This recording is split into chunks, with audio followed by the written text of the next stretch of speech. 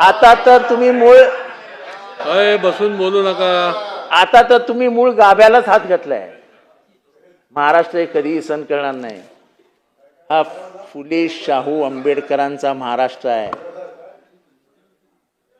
हा सावता माळ्याचा महाराष्ट्र आहे. हा गोरा कुंभाराचा महाराष्ट्र आहे. हा संत तुकारामाचा महाराष्ट्र आहे. हा चोखा मेळ्याचा महाराष्ट्र आहे. हा बसवेश्वराचा महाराष्ट्र आहे.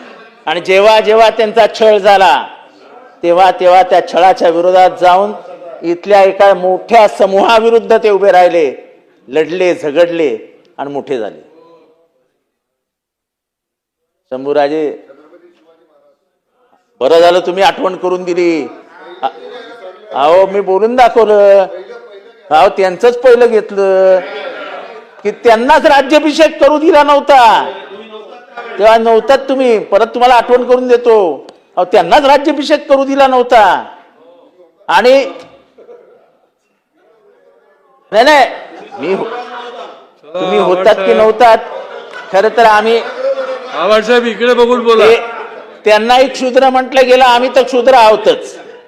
त्यांनाही क्षुद्र म्हटलं गेलं, आम्ही तर क्षुद्र आहोतच. त्यांना त्यांचा राज्याभिषेक करताना त्यांचं कुंकुम टोळ अंगठ्याने केलं, पायाच्या अंगठ्याने.